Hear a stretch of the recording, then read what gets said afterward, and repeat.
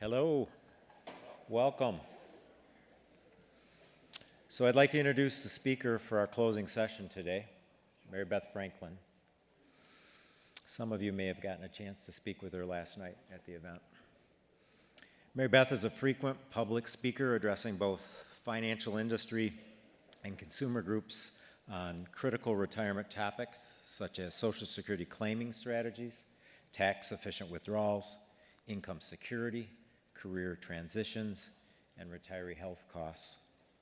An award-winning journalist and certified financial planner, Ms. Franklin has been a contributing editor with Investment News since 2012. She writes a weekly retirement column and blogs about Social Security for her audience of financial advisors. She is also the author of Maximizing Your Social Security Benefits ebook. Previously, Ms. Franklin served as the tax and retirement editor for Kiplinger's Personal Finance magazine and editor of Kiplinger's annual retirement planning guide. Earlier in her career, Ms. Franklin was a congressional reporter for United Press International, covering tax policy, federal budget issues, and Social Security reform. She's a frequent guest on numerous radio and television programs, including The Today Show, CBS Early Show, CNN, CNBC, PBS's Wealth Track, and NPR's Morning Edition. I learned yesterday that she is also a proud parent. She has two sons. One is competing in the World DJ competition in London this weekend, where she is off to right after this. And at the same time, her other son is opening his independent film at the Philadelphia Film Festival. So exciting times for their family. Will you join me in welcoming Mary Beth Franklin?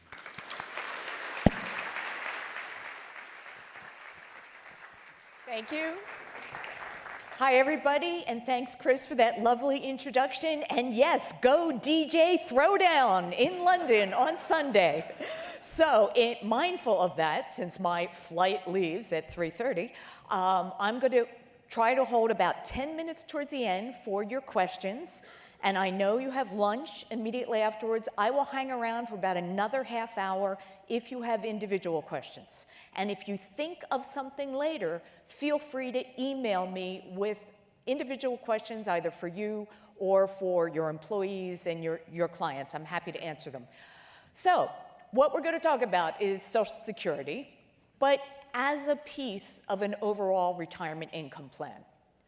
Now, it's critical for the majority of Americans. About 95, 96% of all American retirees have Social Security benefits. And it's a very important piece, but it's never designed to be the only piece of retirement income. In addition, most American retirees can look forward to enrolling in Medicare. And as you'll learn in a few minutes, you thought Social Security was confusing. Just wait till I tell you about Medicare.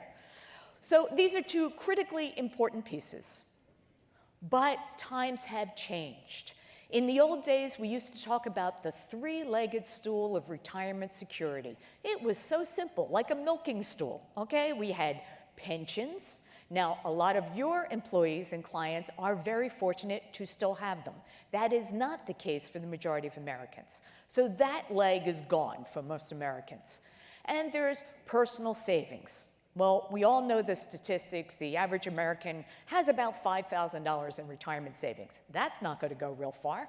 And then there's Social Security. It will be there for the foreseeable future. There are some long financial problems that, frankly, it's not rocket science to fix. It just takes some political will, and we have a bunch of gutless wonders up in the Capitol right now. So we've got... And I live there. Let me tell you, I used to think that I had a pretty good finger on the pulse of politics in Washington.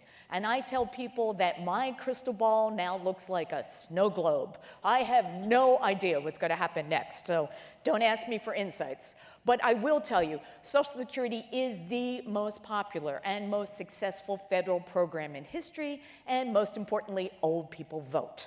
So the trust funds, and I could talk about that a little later, are expected to run dry in 2034. That does not mean Social Security is going broke.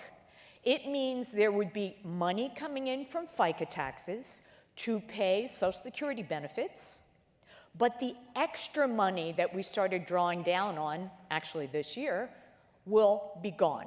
That means there would be enough money from FICA taxes to pay about 75% of promised benefits starting in 2034. No one is going to be satisfied with 75% of promised benefits. This will be fixed, but if history is any guide, the last year we had major Social Security reform was 1983, the year that Social Security was running out of money, and they fixed it in 1983. So I imagine sometime around 2033 we might see action on Social Security reform. So let's throw out that old idea of the three-legged stool of retirement security, Social Security, pensions, personal savings. Frankly, it looks more like a pogo stick at this point, with only the wobbly Social Security leg being there. So this is my new image of how to think of retirement income security. At the base is Social Security for the majority of Americans. On top of that, particularly for your clients, are pensions. And on top of that are retirement savings, IRAs, 401ks, 403bs, 457s, all together. Now, for most of your clients, that is going to be sufficient. A lot of Americans don't have that pension layer. So we are going to have to look at how to convert every possible asset into income in retirement. And for most Americans, the biggest asset they have is their home. They have more home equity than they do balances in their 401ks. And frankly, while a lot of people don't like to touch that home equity, it may become a necessity in the future as part of retirement security. It could be a matter of selling the big house, moving to something smaller and cheaper, and banking the difference. Or maybe it's a reverse mortgage, where the proceeds from that home comes out tax-free. And I know you think reverse mortgages are sleazy financial products pushed by B actors like the Fonz, and they were awful. But there's been an enormous amount of consumer reform since 2013 that have made these very valuable tools. So something to keep in the toolbox. On top of that is continued work. Now, I'm not talking, dropping dead at your desk after 40 years on the job. But frankly, when you retire and you are facing 20, 25, 30 years in retirement, it can get a little boring for some people. I say that because I am at conferences like this almost every week all over the country. And I'm fortunate that I usually have a driver from the airport. And inevitably, it's some guy over 65. And I'll say, hey, why do you drive? Oh, I love to drive. My wife loves getting me out of the house, and I love the extra income. Well, if you think of the traditional 4% rule of retirement income that says, if I have $1 million nest egg and I take out 4% or $40,000 the first year, and I increase that by the rate of inflation each year, my money should last a lifetime. Well, if I make $40,000 driving for Uber, that's $40,000 I don't have to touch in retirement until I get to the point of my required minimum distributions at age 70 and a half. So just thinking about, there are very creative ways for people to create income in retirement. And here's another one, Airbnb. The fastest growing group of Airbnb hosts are single women over the age of 60. They're widowed, they're divorced, they're never married, they have a guest room, they like to entertain, and they like the extra money. It's those sort of creative solutions that are going to help people create a secure retirement.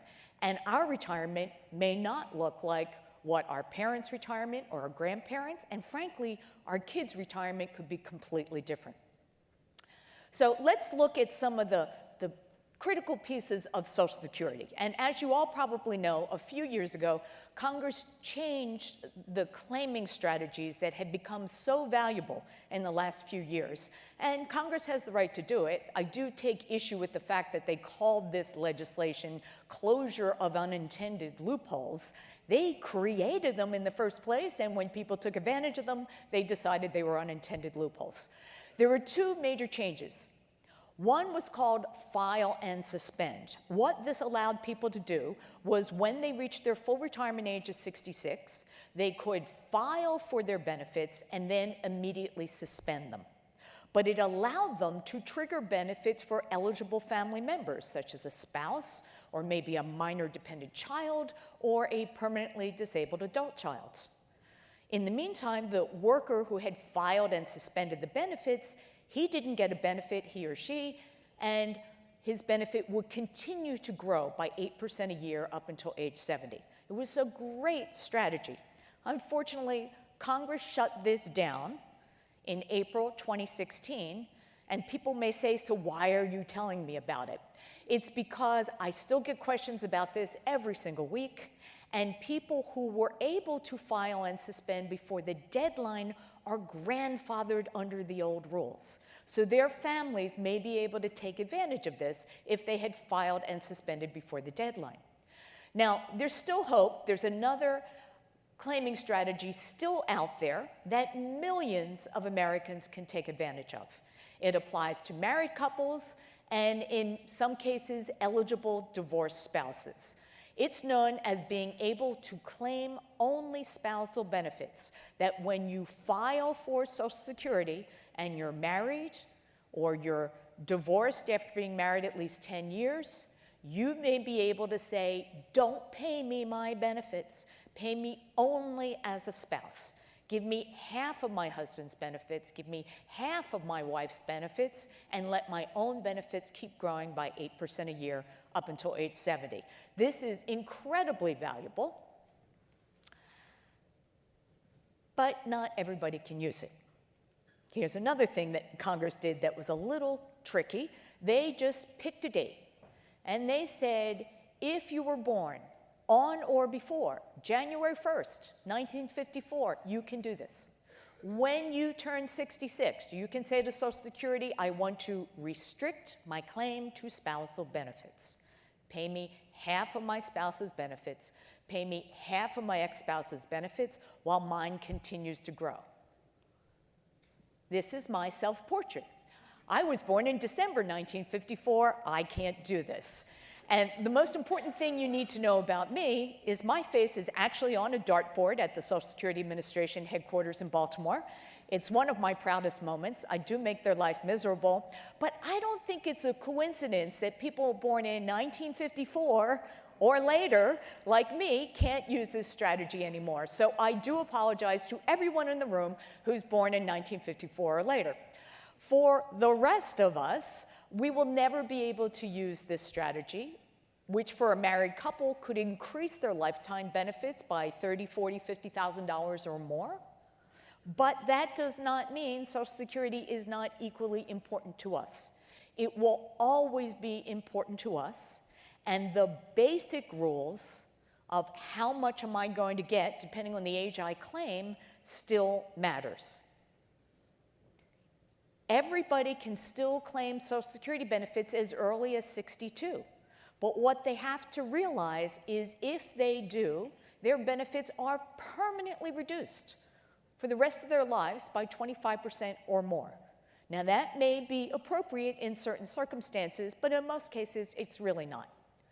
If you wait till you're at full retirement age, which is currently 66, that applies to anybody born from 1943 through 1954, you can get your full benefits if you wait till 66, even if you keep working.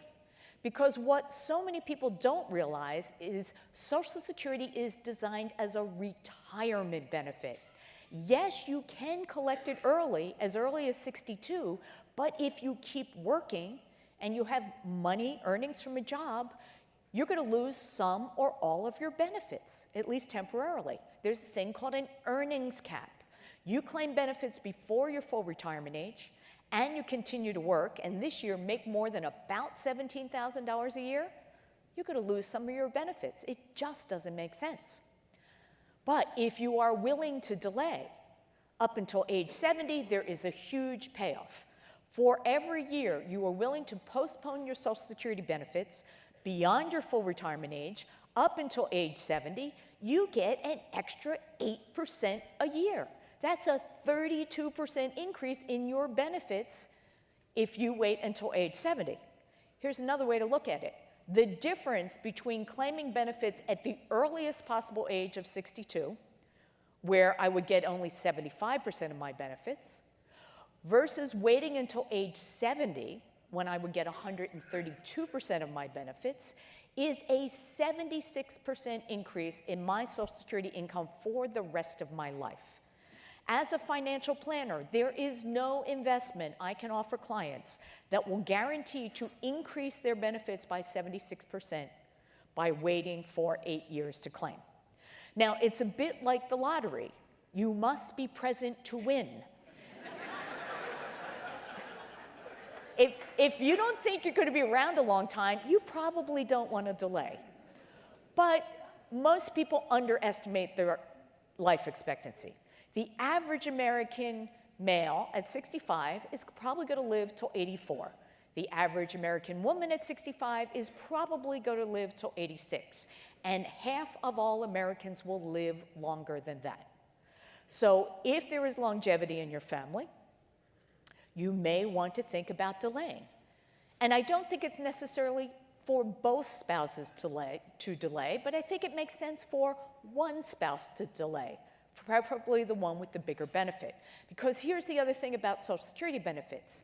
If you delay and get the maximum possible Social Security retirement benefit while both spouses are alive, and then one of you dies, that bigger benefit continues as a survivor benefit, and then the smaller benefit goes away.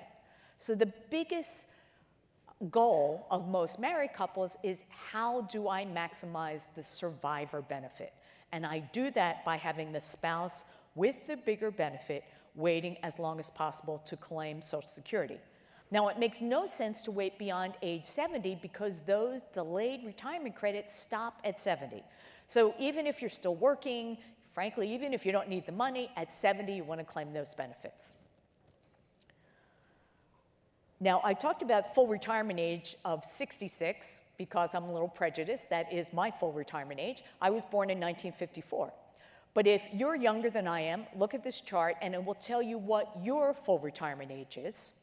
And for those of you born in 1960 or later, you've already gotten a big haircut, even if you don't know it.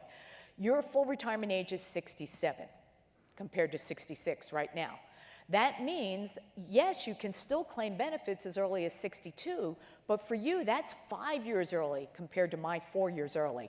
I get a 25% haircut, you get a 30% haircut. Maybe you should think long and hard before you claim benefits early. And yes, you could wait till 70 to get those delayed retirement credits, but you're not going to get 32% like I get for waiting 4 years. You'll only get 24% because you only wait 3 years between 67 and 70. And a lot of times people will say, well, my full retirement age is 67. Should I wait till 70 to claim? I have no idea.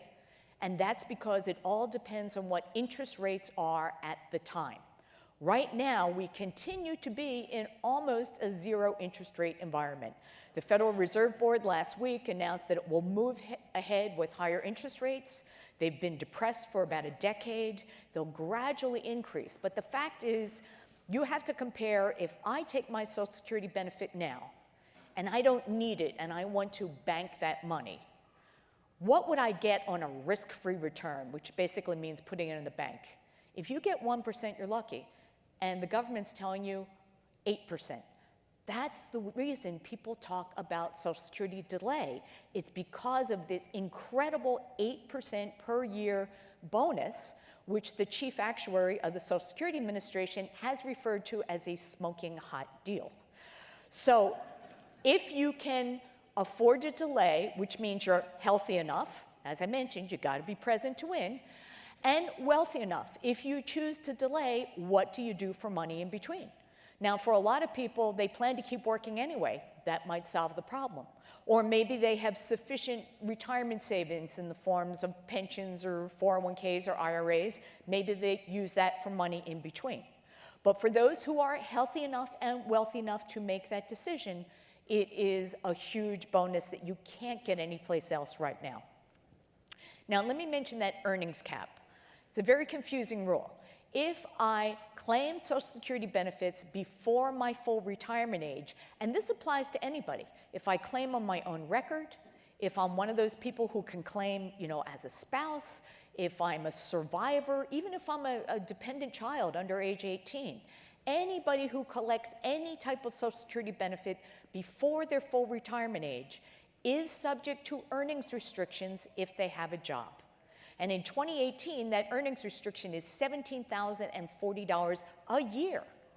If I earn more than that, I'm going to lose $1 in Social Security benefits for every $2 over that limit.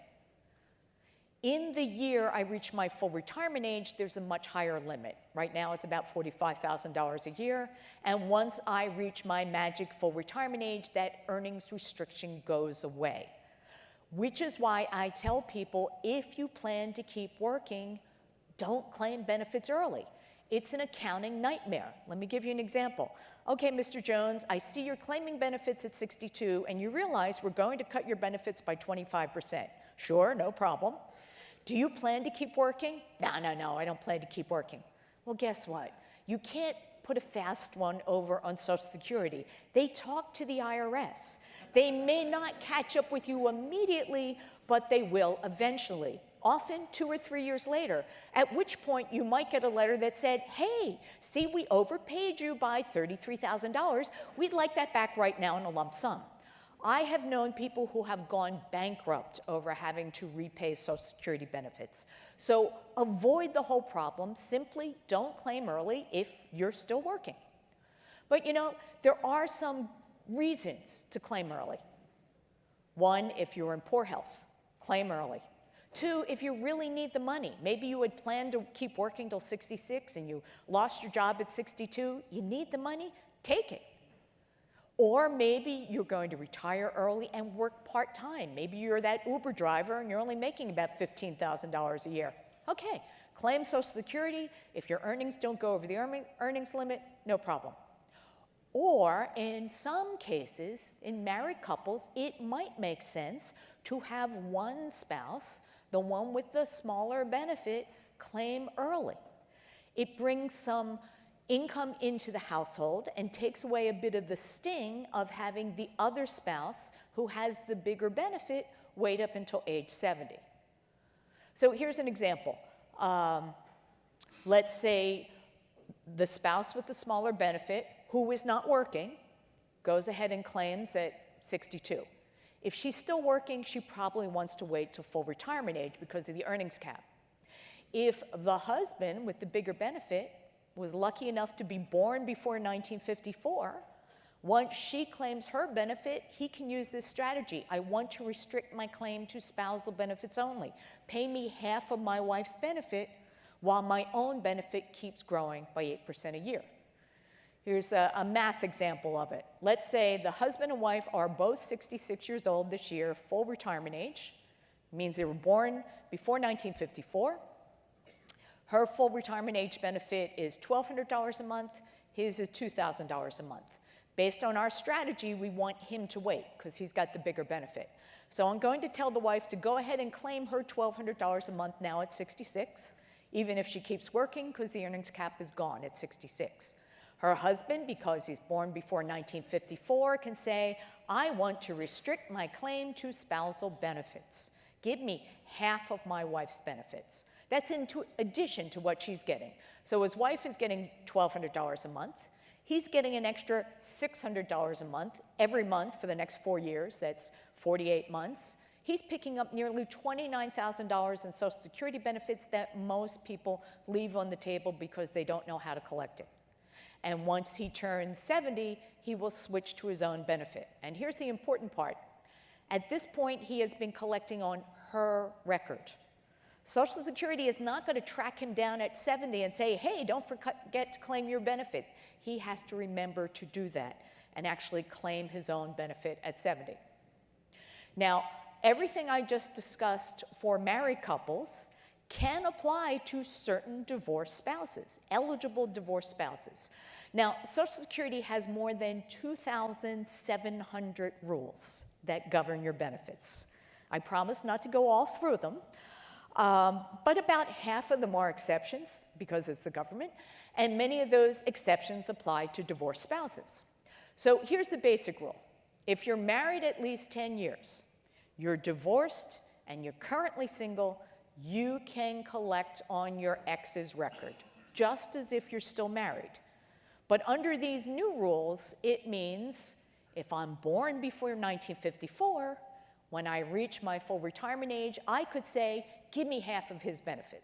Give me half of her benefits. It doesn't take away from them. They don't even need to know about it. You just apply through Social Security. If I'm born after that date, I don't have the option of saying, give me half of his or her benefit. I just file for Social Security. I will be paid the larger of the two amounts, either on my own record or as a spouse. But under Social Security rules, if you're married, I can only get a benefit as a spouse if my husband has claimed his or my wife has claimed his. Now imagine a nasty divorce situation where one spouse might say to the other, and you know what, I'm never going to retire and you're never going to get a dime of my Social Security. Well, Congress thought that might be a problem. So one of the exceptions says, in addition to being married at least 10 years, divorced and currently single, if you have been divorced at least 2 years and you're both at least 62 years old, you can go ahead and collect on your ex's record even if your ex hasn't claimed. It is known as being an independently entitled spouse. But again, if you are born before 1954, you can take advantage of this added strategy. Let me claim half of my ex's benefit at my full retirement age while I continue to earn 8% a year, and at 70, I'll switch to my own. Now, talk about retirement benefits and survivor benefits, how they're two different pots of money, and who can claim them. Retirement benefits are based on my own work record. Survivor benefits are based on my spouse's record, and when he or she dies, I am the surviving widow or widower, I'm entitled to a survivor benefit. A spousal benefit, while my spouse is alive, is worth 50% of his benefit. A survivor benefit, when my spouse dies, is worth 100% of what he or she were collecting at the time of death. As I mentioned earlier, the goal of most currently married couples should be, how do I maximize that survivor benefit? I do it by having one spouse, preferably the one with the bigger benefit, wait as long as possible to get the largest retirement benefit possible. And when that person dies, the larger benefit will continue as the survivor benefit, and then the smaller benefit goes away. Now here's an interesting little planning trick. If, say, I am the spouse with the smaller benefit and I collect my benefits early, my retirement benefits are reduced for the rest of my life. But if I am later widowed and I'm at least full retirement age or older, it doesn't matter. I am still going to get 100% of what my late husband was collecting or entitled to collect at time of death. So there's really no downside for that married couple to have one spouse who's no longer working to collect early, bring money into the household, knowing that it will not affect her survivor benefits later. And this same rule can apply to divorced spouses as well. This is what I call the silver lining. Now, doesn't affect me. I just celebrated my 40th wedding anniversary, but I have two, thank you.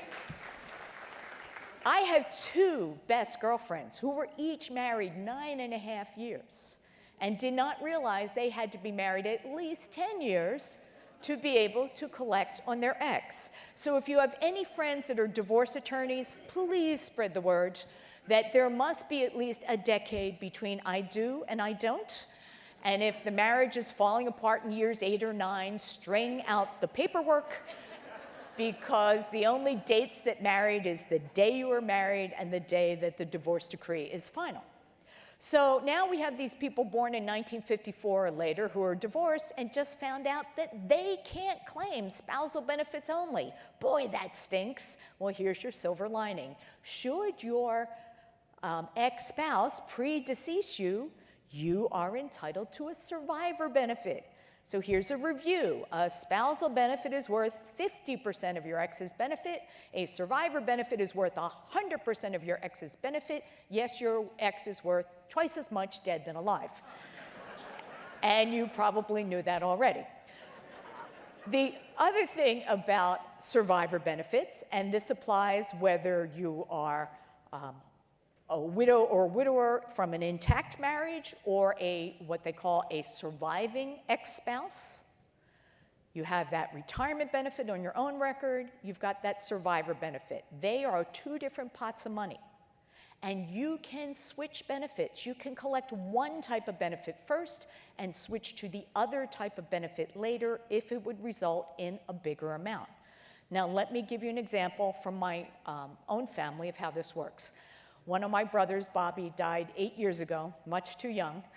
And when his widow, Lillian, turned 62 a few years ago, she said, okay, what should I do? Should I collect my own Social Security benefit or Bobby's? And I asked, well, which one's bigger? Oh, Bobby's benefit was much bigger than mine. I said, okay, you're 62. I know you're working part-time. Are you making much money? No, not really. Since Bobby died, just haven't felt like it. All right, I want you to claim your own reduced retirement benefit at 62. And even if you lose money to the earnings cap, don't worry about it.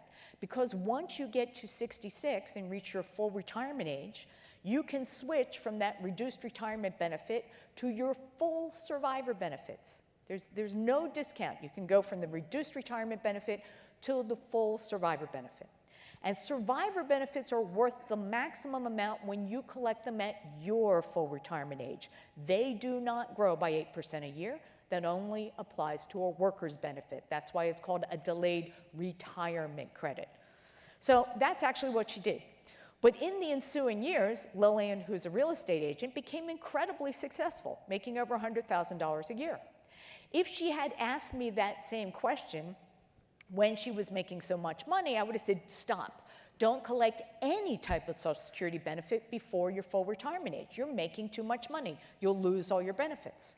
But when you get to your full retirement age of 66, I want you to collect your survivor benefits. You'll get 100% of what Bobby was entitled to when he died, and they don't get any bigger if you wait. But in the meantime, your own retirement benefits continue to grow by 8% a year. And when you get to 70, if your own retirement benefits are bigger, then you can switch. So keep that in mind when you're dealing with employees and clients that might be in a widow or widower situation. Just have them get good advice on which benefit to claim. And this is a really important obligation. I wrote a story a couple months ago for Investment News based on an internal investigation at the Social Security Administration by their Inspector General that found in a random sample of surviving spouses who were also entitled to their own retirement benefit, that in 82% of the cases, the Social Security employees gave them the wrong advice. They never told them they could claim survivor benefits first at their full retirement age and switch to their own larger benefit at 70. This is one of the few creative claiming strategies that's still left. And unfortunately, as we know, when someone is widowed, their household expenses really don't go down, but their income often does.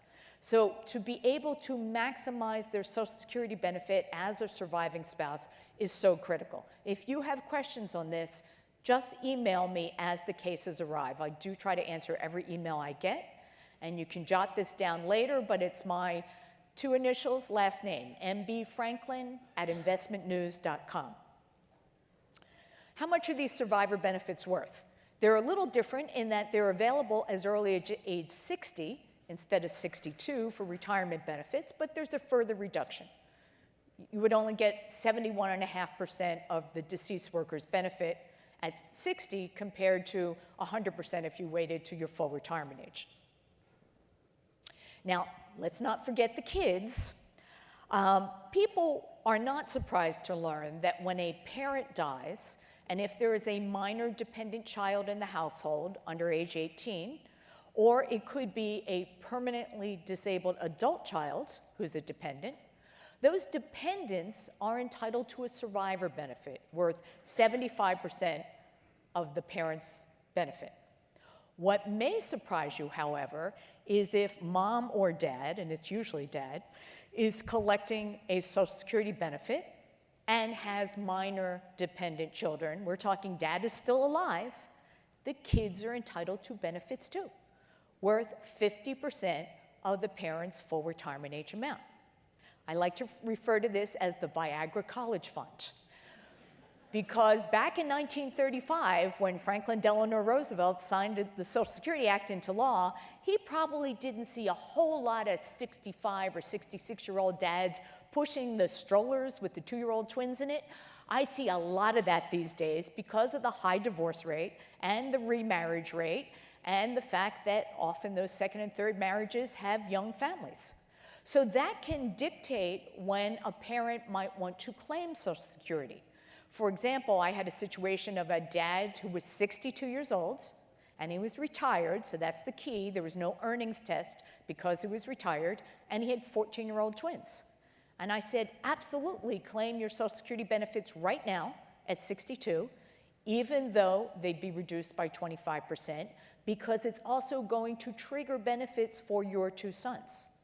And they can collect those benefits up until age 18, at which point they age out of the program, your full retirement age at that point, and I'll show you in a minute what you could do to boost your benefits again. Now, these kids' benefits are subject to what they call a family maximum. So you can't have 18 kids running around collecting on dad's Social Security benefits. It's basically ranges from about 150% to 180% of the worker's benefit can go to the whole family. The worker's benefit counts as 100%, the balance goes to the kid or maybe the caregiving spouse. If the family goes over that limit, then all their benefits are reduced on a pro-rata basis, but the worker's benefit is never reduced. Say you've got 2 kids who are 10 and 12. They're sharing a reduced benefit. By the time the 12-year-old becomes 18, ages out of the program, well, the younger one, who's now 16, is going to get the full benefit amount. Singles. Guess what? I've got nothing to tell you. It used to be, before they changed the law in 2015, I would say to single people, if you're planning to delay collecting Social Security anyway, go ahead and file and suspend at 66, because that gave you the right to change your mind at any time between 66 and 70 and say, you know what, Social Security changed my mind. Instead of earning those delayed retirement credits, please pay me all my suspended benefits in a lump sum. That was a great strategy, particularly for someone who might have a medical situation, because single people, if they die before collecting their Social Security benefit, there's no survivor benefits. They're not married, there's no surviving spouse. So for them to have the ability to say, yeah, let me file and suspend, and 2 years later, I might get a terminal medical diagnosis or decide I want to take a world cruise, pay me all those benefits in a lump sum. Unfortunately, since they changed that rule, they can't do that anymore. So I say to single people who ask, when should I claim Social Security? I'd say, wait till your full retirement age, particularly if you're working, because of the earnings cap. Now you have to decide, is it worth delaying?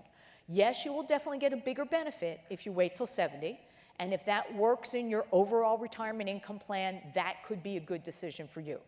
But if you have any concerns about your long-term health, maybe you'll want to claim at 66 and just bank the money, because if you don't and you died before getting benefits, nobody's going to get it. It just goes back into the Social Security pool. Now, I mentioned earlier a do-over strategy.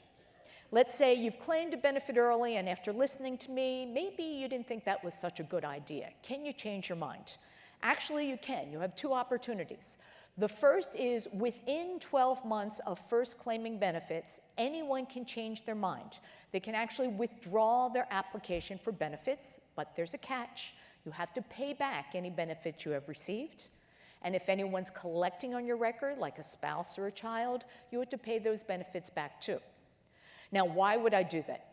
It's because it wipes the slate clean as if I have never claimed Social Security benefits. So at a later date, when I'm older and my benefit is worth more, I can start it as if for the first time. If I miss that 12-month window, I have another opportunity.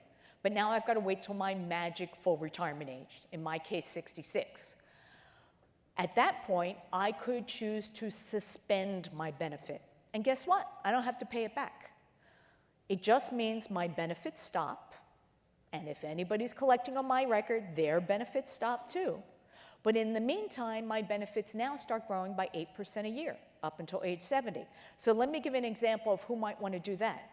Maybe we have a married couple, and the husband's the bigger earner, and he decides to claim his benefit at 62 because he could, and everybody else did. And he was okay with the fact that his benefit was going to be reduced by 25% for the rest of his life. But at the time, it hadn't occurred to him that if he got a smaller benefit and died, now his widow is also going to get a smaller benefit. A survivor benefit is worth up to 100% of what the deceased worker was collecting or entitled to collect at time of death. If he collects a smaller benefit and dies, his widow is going to get a smaller benefit. That person at age 66 may want to suspend his benefit. It means his checks will stop, but now that reduced amount is going to start growing by 8% a year. So here's the math. If he collected 75% of his benefit at 62, he collects for 4 years and stops. He suspends his benefits. Now they're going to start growing by 8% a year. 8 times 4 is 32. If I multiply 1.32 by 75%, I come up with 99%. He has effectively restored his full retirement age benefits, and if he dies first, that's the benefit his widow is going to get. Can we hold the question just a couple minutes? Public employees. Now, this is a big deal for your constituency, and I don't want to confuse you. In general, public employees in the state of Michigan do pay payroll taxes, okay, FICA taxes. If you pay FICA taxes, everything I just told you applies. But you probably have some public safety officers, firemen, policemen, EMT, who do not pay FICA taxes. Everything I just told you, forget about it. There are separate rules for public employees who do not pay FICA taxes. Basically, it's you must pay to play. If you don't pay FICA taxes, you may not get a Social Security benefit. Social Security benefits are based on your top 35 years of earnings of what they call covered employment, where you paid Social Security taxes. You must have at least 10 years or 40 quarters to be eligible for benefits, but the actual dollar amount of the benefit you receive is based on your top 35 years of earnings. Let's say you only work 20 years, you've got 15 years of zeros there to average it out. Top 35 years of earnings and your age at time of claim.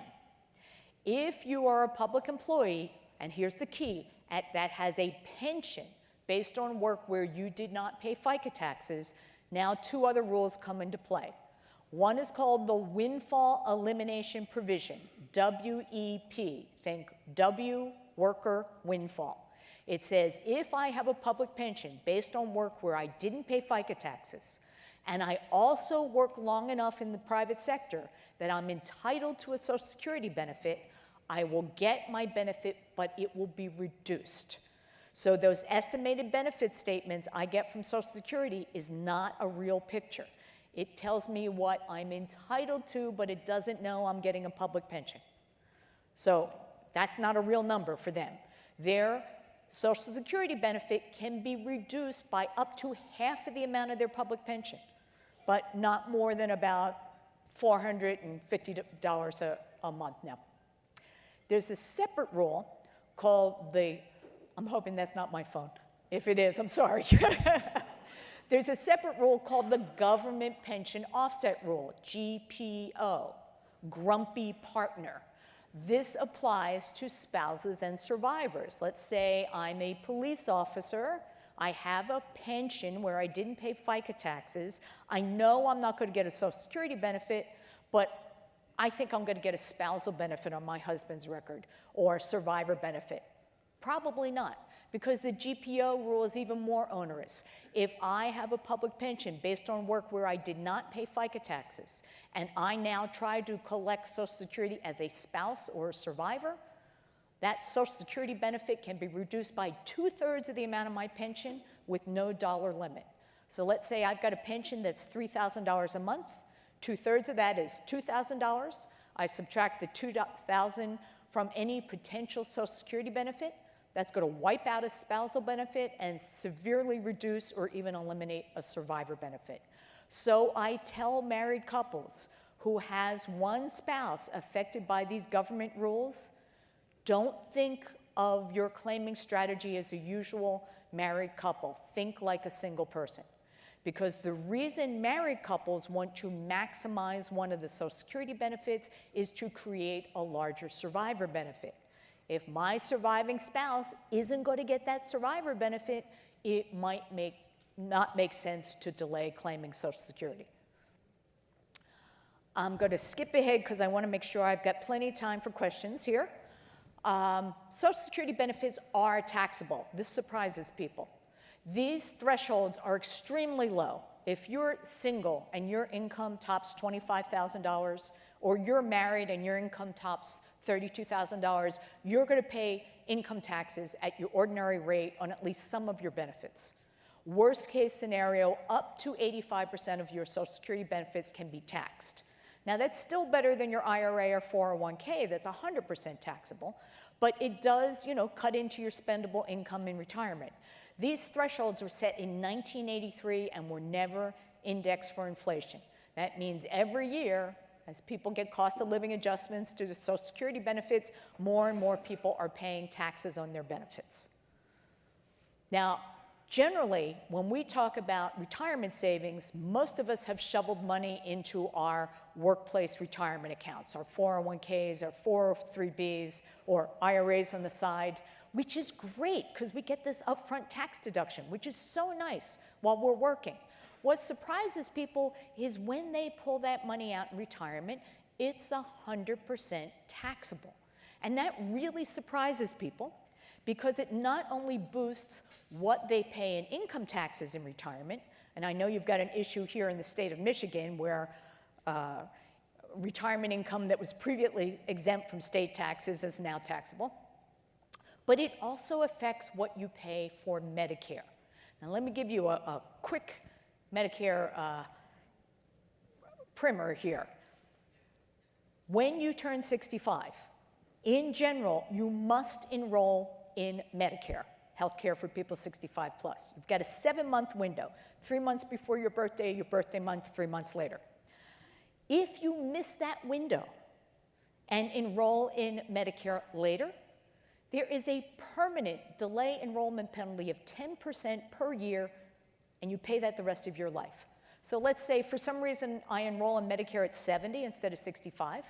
That's 5 years times 10%. I pay an extra 50% per month every month for the rest of my life. The one exception is if I continue to work and have health insurance through my employer, or my spouse continues to work and has health insurance through her employer that covers me. Then I can delay enrolling in Medicare penalty-free until that employer insurance ends. Retiree health benefits don't count as credible insurance. It's only through a current employer. The way Medicare and Social Security works together is normally as I'm collecting Social Security and I'm enrolled in Medicare, Medicare A, hospitalization is free. Medicare B, I pay a monthly premium. Right now it's $134 a month. It's normally deducted directly from my Social Security check. But if I make, quote, too much money, I'm not paying $134 per month for Medicare.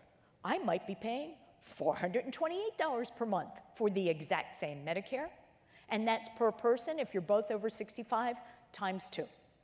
And it's all based on your income in retirement. These are called IRMA. It's like a hurricane for your healthcare costs. Income-related monthly adjustment amount. So most people don't pay this. If you're single and your income's under $85,000, you're fine. If you're married and your income's under $170,000, you're fine. You go $1 over, let me see if I can do this.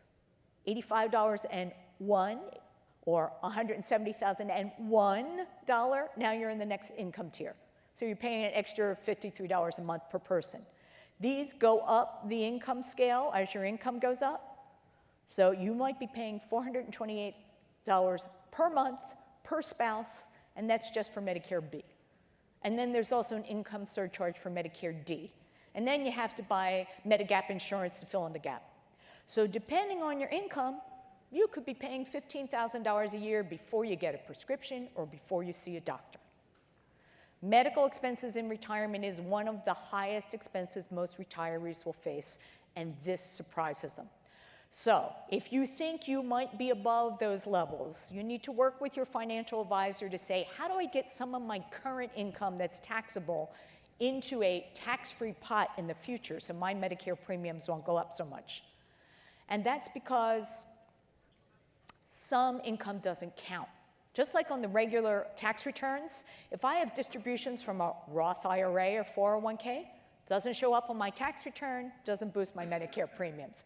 If I have distributions from health savings accounts and I use the money to pay for medical expenses, doesn't boost my income tax, doesn't boost my Medicare premiums. If I have a cash value life insurance policy and take some money out, same thing, doesn't boost my income. If I have a reverse mortgage, that money is tax-free, doesn't boost my income. And here's an important thing for older clients. Once they get to age 70 and a half and have to start taking required minimum distributions from their IRAs and other retirement accounts, they can direct a portion of that directly to a charity. It will not show up on their tax return, and it could reduce their modified adjusted gross income that will affect their future Medicare premiums. So I'm sure I just made your head explode, and I apologize for that, but now I'm happy to take your questions, and there are 2 microphones in the audience if you would wait for the microphone. And if my time expires, I've got about 10 minutes here, I will hang around and just line up and ask me your individual questions if you want. So I'm seeing hands, but let's see where the microphone is. Okay, do we have a microphone and a hand? It's hard to see in these lights, so I need someone to help me out here. Okay, I see a hand. I had more of a comment Okay. than necessarily a question. I had been to probably one of your seminars about 20 years ago, and my mother was a surviving spouse. My father had passed away early, and Social Security tried to tell her she could not claim widow benefits at age 60. Was she working at the time? No, she was planning on retiring to claim those benefits, but she was not making a whole lot of money either. But they tried to tell her she could not have them. And did you, and as I a good told, daughter, tell her that wasn't right? Yes, I did. And she went back and told them, well, my daughter says. And did your mother get the survivor benefits? Yes, she did. Kudos to you. That's great. And this is where you need to be advocates. I am not bashing the Social Security employees. They have a very hard job, as I said, 2,700 regulations. They're overworked, they're underpaid, I get it. But unfortunately, they are making mistakes, and it's costing people money. So I'm just trying to get the word out to know what your rights are so you get the benefits that you have worked so hard for and paid so much money for. Yes, sir, and then we'll switch to the other side. On the claiming at 70, I've heard that the Social Security offices have a procedure where they backdate a lot of people to 6 months prior, and then they get some kind of lump sum payment. Are you familiar with that? And it Great question. The question was, if this gentleman is waiting until 70 to claim his maximum benefit, often when you go into the Social Security office, they will say, I've got a deal for you. I will give you 6 months of benefits in a lump sum, because that's the maximum retroactive lump sum you can get, but that's instead of getting the delayed retirement credit for the same period. So for example, if you're claiming at 70, and in theory, you're getting an extra 32%, 8% a year, for delaying beyond 66. If you take that lump sum payout, that's 6 months worth of benefits, and then instead of getting a 32% increase, you'd be getting a 28% increase for the rest of your life. So in the long term, you're better off taking the delayed retirement credits. But if you were in a situation where that lump sum would come in handy, it could be a good choice for you, but realize there's a trade-off. And also realize that that lump sum is going to be taxable, and it could affect your Medicare premium down the road. But the Social Security defaults to the lump sum? You have to tell them that you don't want the lump sum, is that right? I would be clear when I went in and say, I know I'm entitled to a 32% increase, and I know I could get a lump sum instead, but I don't want it. Good for you, by the way. Over here. Yes.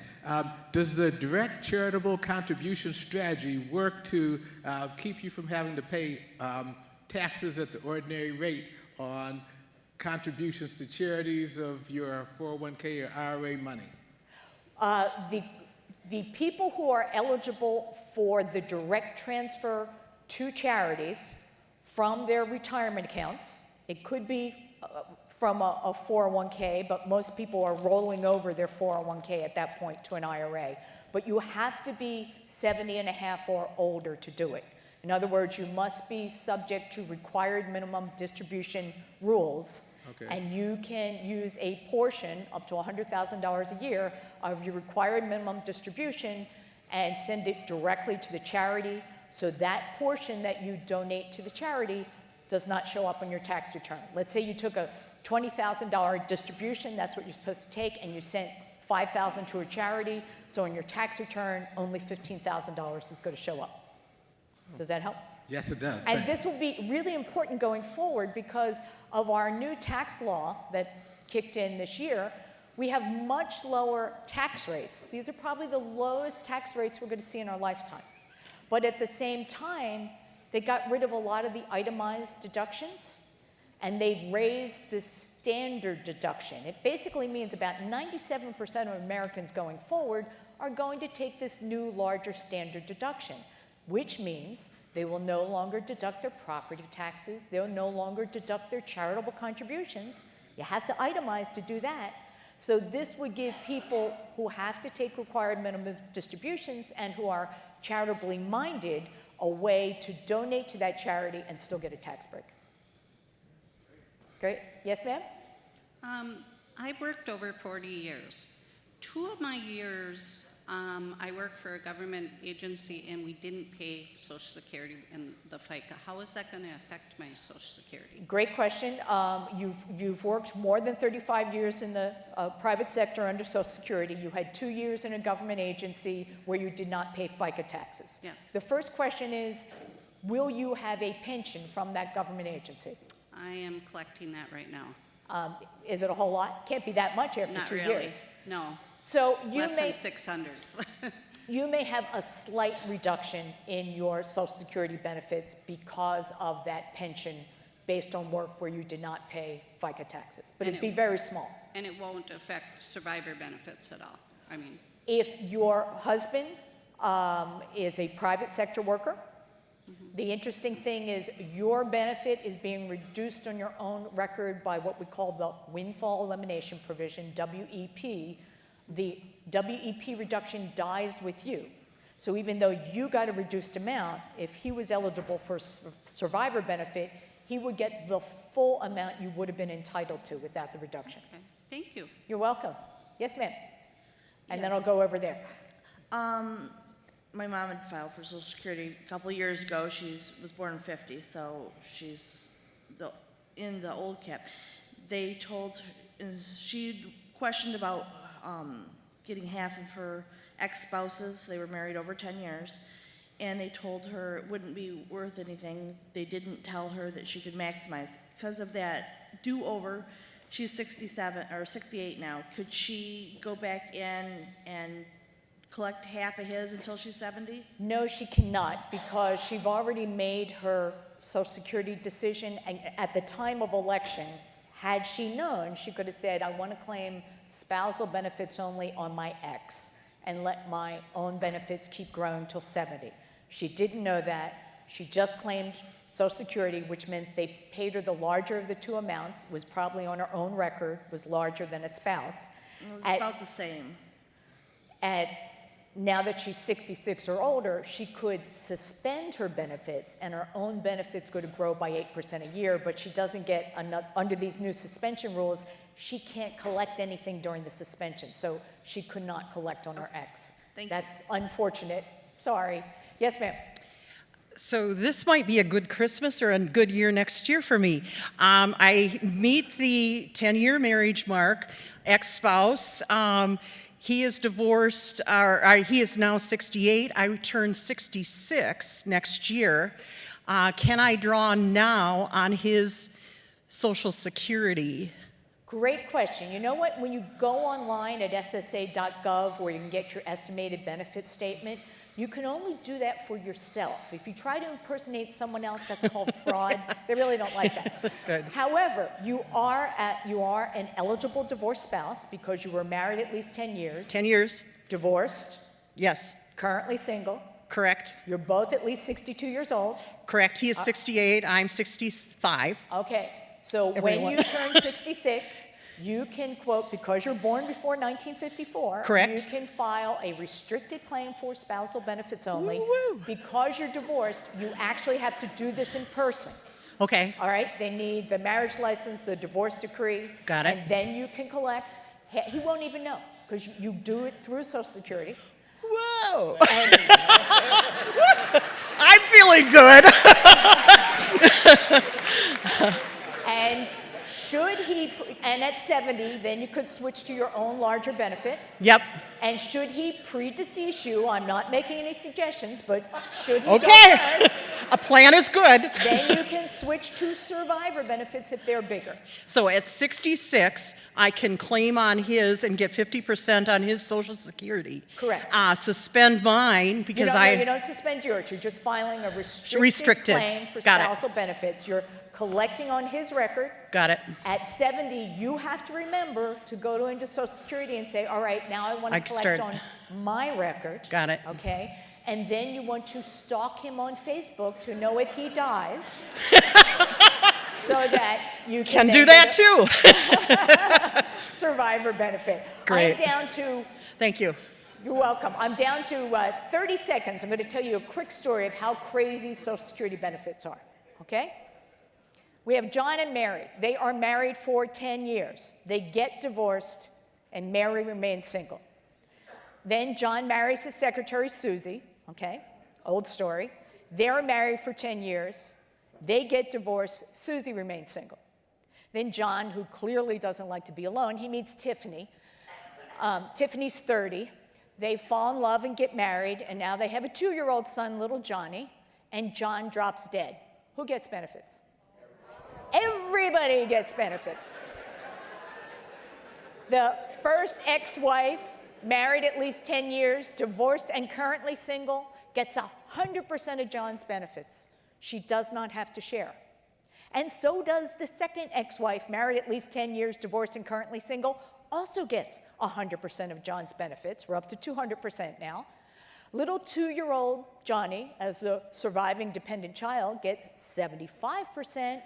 And his 32-year-old mother, who's taking care of him, also gets 75% until Johnny turns 16. So when you worry about the long-term financing of the Social Security trust funds, it has less to do with trust funds and more to do with divorce. So thank you for being such an attentive audience.